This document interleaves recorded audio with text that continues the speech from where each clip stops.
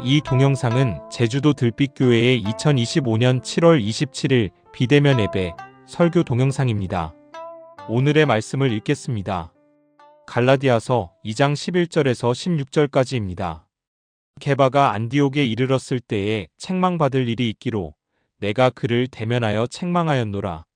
야고보에게서 온 어떤 이들이 이르기 전에 게바가 이방인과 함께 먹다가 그들이 오매 그가 할례자들을 두려워하여 떠나 물러가매 남은 유대인들도 그와 같이 외식하므로 바나바도 그들의 외식에 유혹되었느니라.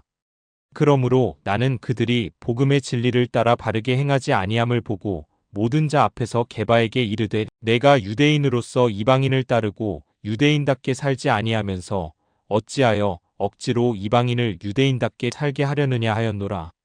우리는 본래 유대인이요 이방 죄인이 아니로되 사람이 의롭게 되는 것은 율법의 행위로 말미암음이 아니요 오직 예수 그리스도를 믿음으로 말미암는 줄 알므로 우리도 그리스도 예수를 믿나니 이는 우리가 율법의 행위로서가 아니고 그리스도를 믿음으로써 의롭다함을 얻으려 함이라.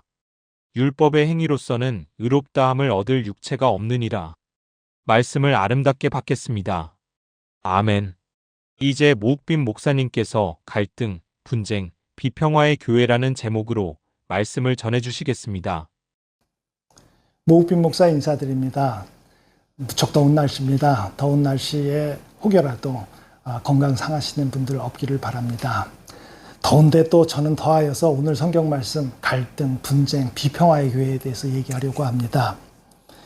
어떤 분들은 교회는 처음에 하나였다. 믿는 하나님도 하나였기 때문에 그래서 나중에 이렇게 분화돼서 교회가 여러 갈래가 됐다. 이렇게 말씀하시는 분들도 있는데 전혀 그렇지 않습니다. 교회는 초대교회부터 분열돼서 시작을 했습니다.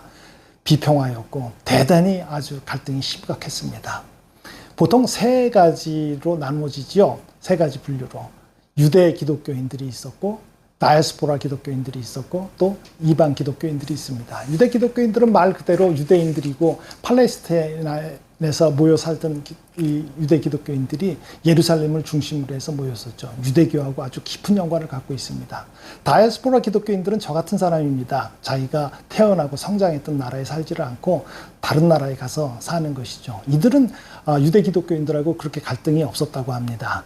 그저 좋은 관계를 지냈고 또 예루살렘을 중심으로 해서 가끔씩 또 모였다고들 합니다. 문제는 이방 기독교인들입니다.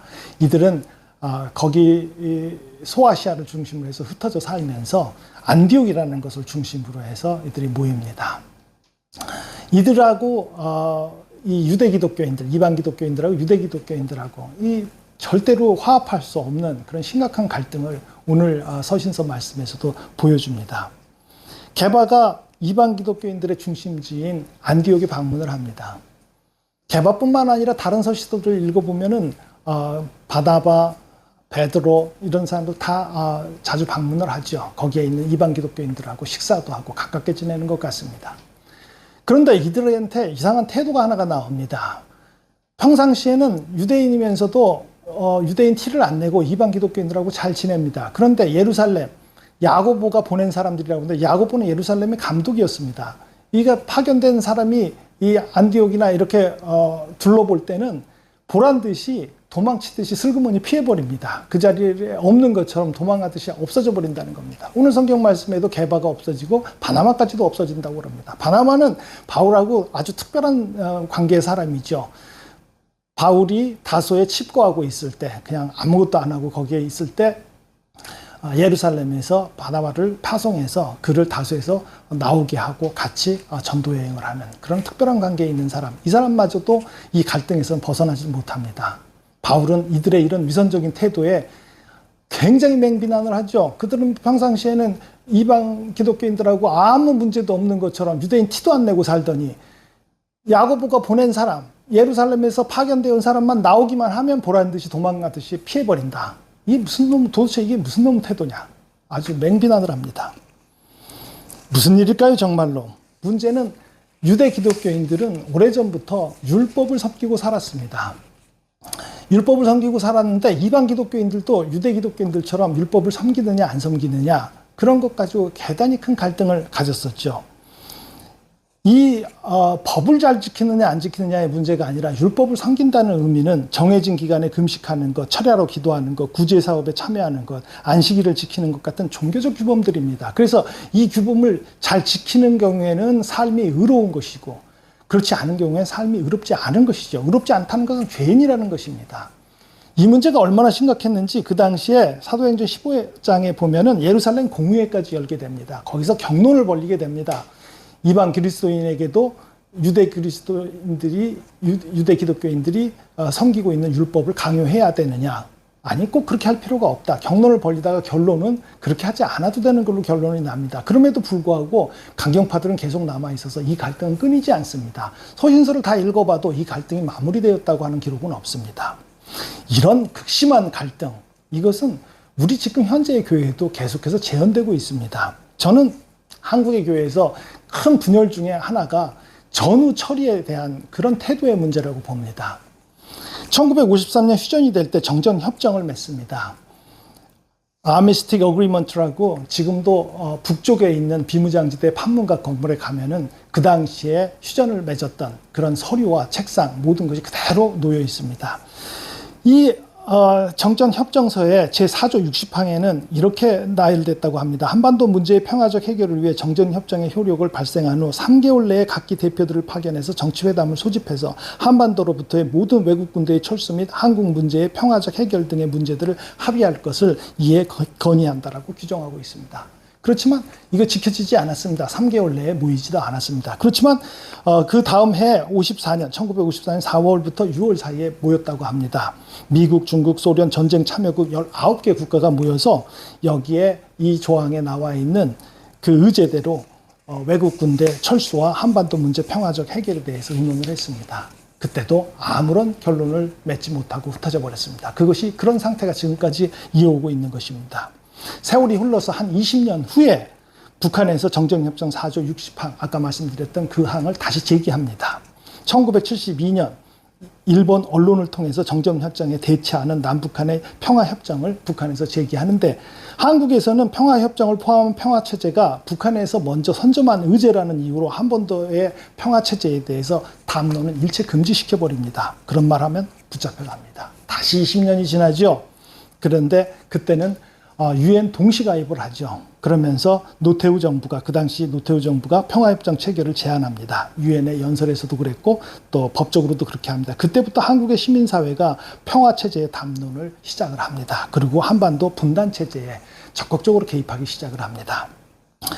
이런 시대를 열으려고 그랬는지 놀라운 일이 바로 2년 전에 벌어집니다. 1991년, 2년 전 1989년 2월에 한국기독교교회협의회가 민족통일과 평화에 대한 한국 기독교회 선언을 발표합니다. 이 선언은 당시로서 상상하기 힘든 휴전협정의 평화협정으로 전환, 남북 불가침 조약, 주한미군의 철수, 유엔군 사령부의 해체, 군축, 한반도 핵무기의 철거 등 군사적 문제를 포함한 획기적인 그러한 내용들을 담고 있습니다. 지금 수색했다고 하는 통일교, 그리고 극동방송, 정반대의 선언이 나온 것이죠. 극동방송 같은 경우는 대공방송, 미국의 대공방송의 한 분점처럼 시작을 한 것이죠. 냉전 시대 때 공산주의 국가들을 상대하기 위해서 방송을 했었었는데 그것을 그대로 따다가 여기에다가 한국에다가 심어놓은 것입니다. 그것을 맡아서 한 것인데 이제 압수수색을 하는 이런 때까지 왔으니 상당히 뭔가 전환이 되지 않나 그런 생각을 유추해 보았습니다. 아무튼 이렇게 전쟁 후의 처리의 문제를 가지고 한국의 교회는 극단적으로 분열되어 있습니다. 교회들이 이렇게 갈등, 분열, 비평화의 모습을 보이는 것은 미국에서도 대단히 극심합니다. 뉴스에서 보셨으면 아시겠지만은 미국에서는 2주 전 7월 초에 Big Beautiful Bill이라고 하는 그런 크고 아름다운 법안, 이렇게 우스꽝스러운 법안이 실제로 상하원 의회에서 통과를 됐고 대통령이 사인해서 정식 법으로 선포됐습니다. 정말로 아주 미국이 어떻게 되려고 그런 악법을 통과를 시켰는지 암담해하는 사람들 많습니다. 더욱더 암담해하는 것은 교회가, 상당히 많은 교회가 이 법안이 의회에 통과되기도 전에 이 법안을 설계한 폴 댄스라는 사람이 교회에 참석했을 때 그렇게 칭송을 합니다. 꿈에도 생각하지 못했던 규모와 범위로 전개되는 이 법안에 대해서 우리는 경탄을 금치 못한다. 이런 엄청난 얘기들을 합니다. 그러나 이 잘못됨에 대해서 정면으로 맞서는 교회도 있습니다. 제가 이틀 전에 이메일을 받았는데 해리스버그와 랭캐스트 지역을 목표로 해서 세워진 교회 이야기입니다. 이 교회는 약 40년 전에 3,000명이 모였던 교회입니다.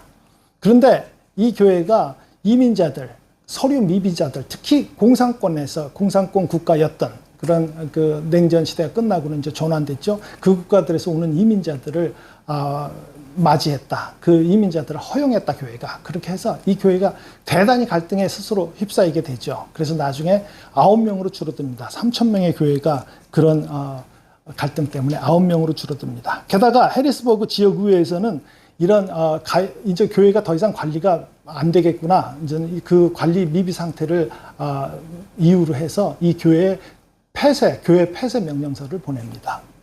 그 당시에 담임 목사 조디 실리커는 교회를 폐쇄하지 않기 위해서 이 교회를 무료 진료실하고 빈민 권리와 사회 정의를 공부하는 교실로 싹 바꿔버립니다.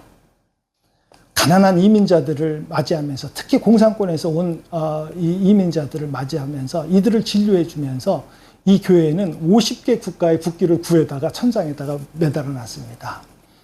어느 나라도 가보지 못한 그때 당시에 실리커 담임 목사는 나는 그 국가들에서 잘 모르지만은 혹시라도 여기에 오면은 이 이방인들이 여기가 그렇게 불편하고 생소하게 느껴지지 않도록 조금이라도 위로하기 위해서 그들의 국기라도 그렇게 걸어 놓습니다. 그 국기 밑에서 20만 명이 넘는 빈민 이민자들이 치료를 받고 교육을 받았다고 합니다. 그러나 실리커 목사는 얼마 지나지 않아서 병을 얻어 죽습니다. 그래도 이 교회는 살려야 된다고 그 후임으로 매튜 베스트라는 목사가 갑니다. 이 베스트 목사가 이 크고 아름다운 법안에 대해서 정면으로 맞서는 그런 설교를 지금 하고 있어서 주목을 받고 있고, 저는 이틀 전에 지난주에 설교 전문을 받았습니다. 똑같은 방식으로 이 교회를 지켜낸 이 목사가 발표하는 이 성경 구절에는 밑에다가 해리스버그 잉글리시라고 써놓습니다. 제가 성경 구절을 이렇게 하면 새번역에서도 그 출처를 가져왔다, 또는 공동번역에서 그 출처를 가져왔다, 그렇게 하는 것처럼 자신이 해놓은 거는 자신이 스스로 번역을 했다고 해리스버그 잉글리시라고 그렇게 출처를 써놨 것이 눈에 띄었었습니다. 마치 들빛교회에서 찬송가를 작사 작곡해서 새로 부르는 것처럼 꼭 그렇게 합니다. 미국 대통령 일부 정치인들이 이 보잘것없는 이민자들을 쫓아내고 이들의 인격을 깎아내리고 이들을 쫓아내는 이런 행태에 대해서 예레미야 29장을 이렇게 이야기합니다. 예레미야 29장은 집, 땅, 자유, 안전 등 모든 것을 잃은 사람들에게 보내는 편지입니다. 낯선 땅에서 이방인처럼 느끼는 사람들, 자신이 의지했던 모든 것이 무너진 현실을 이해하려고 애쓰는 사람들에게 보내는 편지입니다. 이것은 주님께서 유배 생활을 하는 모든 이들에게, 간신히 살아가고 있는 이들, 소외된 이들, 하나님께서 떠나셨는지 의심하는 이들에게 하시는 말씀입니다. 집을 지으십시오. 비록 원룸에 보잘것없고 조그만 아파트일지라도 음식을 키우십시오. 포장된 길바닥에 갈라진 틈새에 심은 토마토 조그만 모종이라도 가족을 사랑하십시오. 그들이 어떤 처지에서 어떤 모습으로 있든지 고난 속에서도 아름다움을 창조하십시오. 지금 사는 도시를 위해서 기도해 주십시오. 비록 도시가 무너진 것처럼 느낄지라도, 아무것도 우리에게 주지 않는 도시일지라도 외면하지 마십시오. 포기하지 마십시오. 이 교회는 해리슨버그에 있는 크라이스트 루터 교회입니다. 이런 갈등들, 이렇게 맞서는 이런 상황들, 우리는 어떤 위치에 서서 어떤 교회를 선택하겠습니까? 이미 제주 개발의 문제에 그 갈등에 깊숙이 경험해본 들빛의 사람들, 오늘 바울이 제시한 예수 그리스도가 어느 선택을 했을지 전부 다 아실 거라고 저는 믿습니다. 그리고 그 선택을 굳건히 지켜실 거라고 저는 또 굳게 믿고 있습니다. 아멘. 사람이 율법의 행위로 의롭게 되는 것이 아니라 예수 그리스도를 믿는 믿음으로 의롭게 된다는 것을 알게 되었습니다. 우리도 그리스도 예수를 믿는 믿음으로 의롭게 되려고 그리스도 예수를 믿었습니다. 그것은 우리가 율법의 행위가 아니라 그리스도를 믿는 믿음으로 의롭게 되려는 것입니다. 율법의 행위로는 아무것도 의롭게 될 수 없기 때문입니다. 주님이시여, 우리를 의롭게 인도하여 주시옵소서. 아멘. 7월 27일 비대면 예배 설교 동영상을 마칩니다. 늘 건강하고 행복하시길 기원합니다.